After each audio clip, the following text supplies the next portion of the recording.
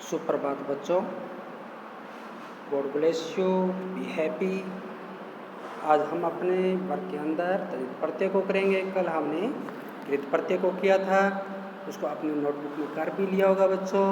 और मंडे को आपकी नोटबुक स्कूल में जांच होने के लिए आनी है, इसलिए अपना वर्क आज और कल में पूरा कर ले बच्चों। आज हम थोड़ा सा वर्क तद्धित प्रत्यय के रूप में कर लेते हैं, जिसे आप आसानी से कर लेंगे। तो सबसे पहले देखिए बच्चों, हम देखते हैं तद्धित प्रत्यय को। तो कृत प्रत्यय में हमने बच्चों किया था, कृत प्रत्यय में क्या था बच्चों, जो ऐसे शब्दांश जो किसी भी धातु रूप थे उनके साथ लगकर मतलब संज्ञा और विशेषणों का निर्माण कर रहे थे। यानी ऐसे बहुत सारे ऐसे शब्दांश होते हैं जो किसी भी मूल धातु के पीछे यानी किसी भी क्रिया के साथ लगकर संज्ञा और विशेषण का निर्माण कर रहे थे, तो वो कृत प्रत्यय के रूप में मालूम जाने जाते थे या कहलाते हैं। और आज हम करते हैं तद्धित प्रत्यय के अंदर। तो तद्धित प्रत्यय में क्या होता है बच्चों, ध्यान से रखना, यानी आपको यहाँ पर अच्छी तरह से देखते हुए करना है कि जो कृत प्रत्यय और तद्धित प्रत्यय में अंतर क्या होता है।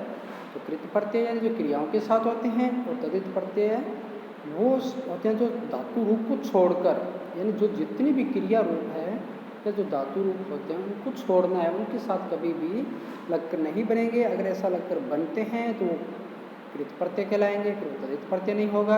अगर आपको तद्धित प्रत्यय के लिए कहा जाए या परिभाषा के लिए कहा जाए तो आपको इस बात का ध्यान रखना है कि जितनी भी क्रिया है या धातु रूप है उनको छोड़कर अन्य शब्दों जैसे संज्ञा, सर्वनाम, विशेषण आदि के साथ लगकर नए शब्द बनाते हैं, वे तद्धित प्रत्यय के रूप में जाने जाते हैं। तो बच्चों आपको समझ में आ रहा होगा, यानी वे ऐसे शब्द जो धातु रूप को छोड़कर या ऐसे शब्दांश जो धातु रूप को छोड़कर अन्य जैसे संज्ञा है, जैसे विशेषण है, सर्वनाम है आदि के साथ लगकर नए शब्द बनाते हैं, वे तद्धित प्रत्यय कहलाते हैं।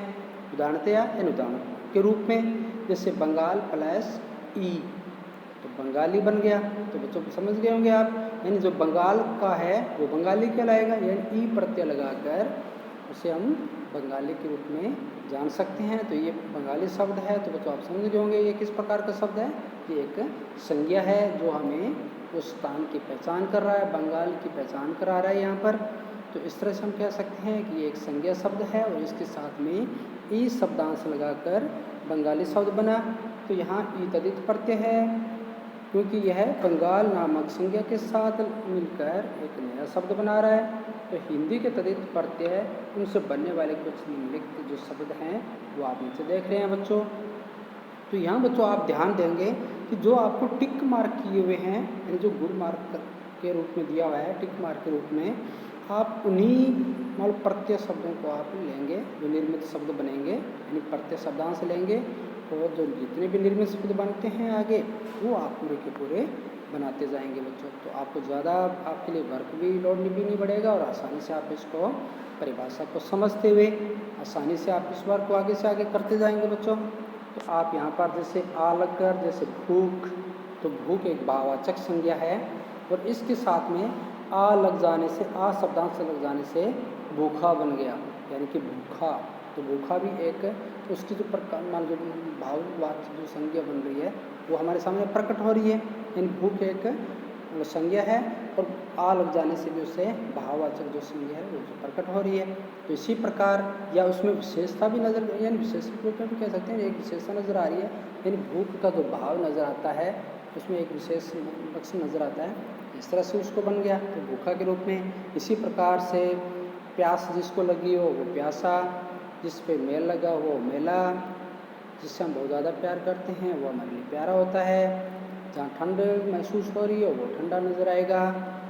या जो घन यानी घन में होता है एकदम घना, या मान कह सकते हैं एकदम ऐसा समय जो बहुत ज़्यादा गहरा हो, तो उस तरह से उसको घना कहते हैं।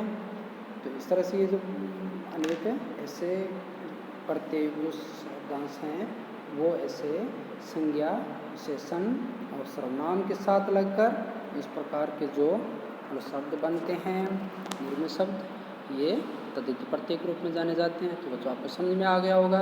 अब आगे से आगे आप जितने भी प्रकार के टिक मार्क किए हुए जो शब्द निर्मित में बने हुए हैं या इन पर प्रयोग किया गया है, इन सब को आप लेकर आगे से आगे प्रत्यय करते जाएंगे बच्चों, तो आपको समझ में आ रहा होगा।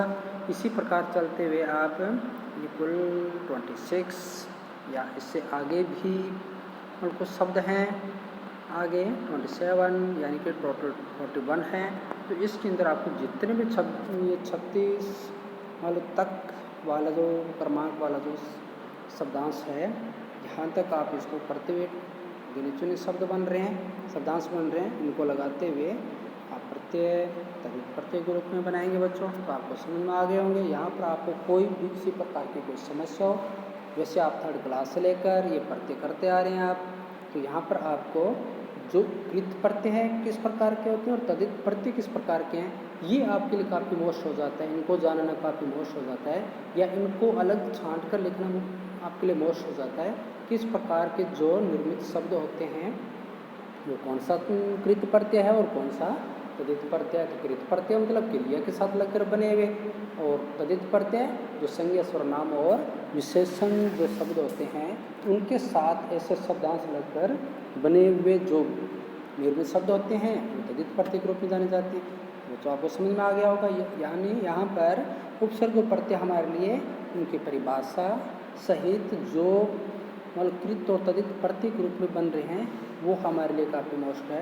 बाकी के आप जितने भी गिने चुने शब्द हैं ये सब शब्द आप बच्चों पढ़ते ही आए हैं थर्ड क्लास से लेकर, क्योंकि सेकंड तक तो प्राइमरी सेक्शन जो मालूम होता है, लेकिन थर्ड क्लास से आप ज़्यादातर यहाँ पर थोड़े समझदार होते हुए आप उनको करना सीख जाते हो धीरे धीरे। तो अब तक आप बहुत कुछ सीख चुके हो प्रत्ययों के बारे में।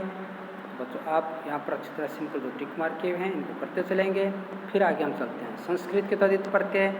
पीछे हमने जो हिंदी के प्रत्यय थे उनको पढ़ा, अब इसके अंदर तदित यानी संस्कृत के ऐसे जो संस्कृत के शब्दांश होते हैं और संस्कृत के ही शब्द होते हैं। और एक बात तो आप ये भी खास कर ध्यान रखोगे, आप इस बात को आप गौर से देखोगे या आप मतलब समझोगे कि जो शब्दांश हमने जैसे उपसर्ग में करते आए हैं वैसे ही यहाँ हम जो शब्दांश है वो भी उसी शब्द के साथ जुड़ेगा, यानी कि जो जिस भाषा का है, यानी संस्कृत का है, उर्दू का है, चाहे वो हिंदी का है या किसी भी प्रकार का मतलब शब्द हो, अगर वह जिस भाषा का वो शब्द है उसी ही मतलब भाषा का वो जो प्रत्यय है, जो शब्दांश है वो होना चाहिए। तो उससे तो निर्मित जो शब्द होगा वो भी उसी भाषा का ही बनेगा। जिस तरह से आलू शब्द है, तो अब जैसे दया है, लजा है, कृपा है, कृपा, तो ऐसे शब्द हैं। इनके साथ में जो आलू शब्द लगकर बना हुआ है तो ये भी संस्कृत के तदित मतलब प्रत्येक रूप में जाने जाएंगे बच्चों। तो इस तरह से आलू, विक, मा, ये और निय इस प्रकार के जो गिने चुने कुछ शब्द हैं। एक आप शब्द इसमें 10 नंबर है बच्चों, ये और ले लेना आप, यानी 10 नंबर ता से लगकर बनता है महान प्लस ता महानता, लघु प्लस ता लघुता, एक प्लस ता एकता, मानवता, प्रभुता। तो यानी इस प्रकार के जो शब्द हैं इसको लेते हुए भी आप इसको अपनी नोटबुक के अंदर बच्चों करेंगे अच्छी तरह से इसको समझते हुए। अगर आपको कहीं भी कोई भी प्रॉब्लम आपको आए तो निश्चित रूप से आप पॉलियम में शिक्षक द्वारा पूछेंगे। और फिर कुछ बच्चों उर्दू के भी शब्द हैं, उर्दू के बहुत सारे शब्द हमारे हिंदी के अंदर यूज किए जाते हैं, उपयोग में लाए जाते हैं और उनके ऐसे प्रत्यय के रूप में भी दिए जाते हैं।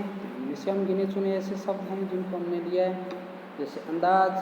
तो अंदाज को जैसे तीर है, अगर तीर के समान जिसका अंदाज हो उसको तीरंदाज कह देते हैं, या तीरंदाज यानी कि बहुत ज़्यादा तीर में तीर जलाने में माहिर हो तो उसको भी तीरंदाज कहा जाता है। गोलंदाज यानी गोल के समान, यानी गोल गोल गोल यानी घुमाने वाला, जैसे गोलंदाज कह देते हैं ना कभी कभी बच्चों, तो इसको भी अंदाज के रूप में कह सकते हैं। जो किसी प्रकार का गोल रूपी ऐसा अंदाज हो तो गोलंदाज के रूप में कह देते हैं। आना तो सालाना यानी साल भर का जो हो, यानी पूरे साल भर को सालाना हो गया। मेहनताना यानी पूरी मेहनत का जो हो मेहनताना। शुक्राना, शुक्र है किसी का मान लो उसका एहसान मान रहे हैं तो शुक्राना के रूप में हम मान कह सकते हैं। शुक्राना के तहत एहसान मानते हुए, एहसानमंद होते हुए, इस प्रकार के जो शब्द होते हैं ये उसी से संबंधित है बच्चों। इसी प्रकार इससे है तो फरमाइश, कोशिश, आजमाइश, तो इस प्रकार के शब्द हैं। आजमाइश यानी जिसको आजमाया जाए, कोशिश यानी कोशिश की जाए, प्रयास करना को कह सकते हैं बच्चों। फरमाइश यानी जो हमारी इच्छा होती है, फरमाना यानी हमें जो कुछ चाहा, जो हमारी चाह होती है उसको कहना, तो फरमाइश के रूप में हो जाता है बच्चों। इसी प्रकार से हमने 7 नंबर जैसे घूसखोर, तो घूसखोर यानी रिश्वत खाने वाला, सूदखोर ब्याज खाने वाला, हरामखोर हराम का खाने वाला, खोर यानी खाने वाला के रूप में कहते हैं बच्चों। तो इस तरह से आप इनको अपनी नोटबुक के अंदर वर्क कर लेंगे। ज़्यादा वर्क है नहीं बच्चों, नॉर्मल सा वर्क है। इसको अच्छी तरह से परिभाषा को लिखते हुए इन शब्दों का जो तदित प्रत्येक रूप में ऐसे शब्दांश से इनका प्रयोग करते हुए आप नोटबुक के अंदर करेंगे बच्चों। तो आपको समझ में आ गया होगा बच्चों यहाँ पर किस तरह से इनका जो शब्दों का प्रयोग करते हुए वर्क करेंगे।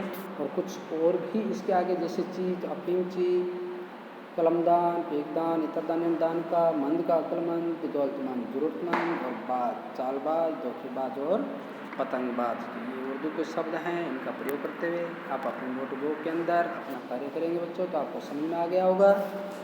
नेक्स्ट जो वर्क है हम आगे करेंगे। तो जैसे आपको मंडे को नोटबुक आएगी बच्चों, तो उसमें आपका वर्क पूरा होना चाहिए। कोशिश करना हर हाल में, हर जो आपको बचा हुआ वर्क है वो आपका पूरा हो जाए, कंप्लीट हो जाए।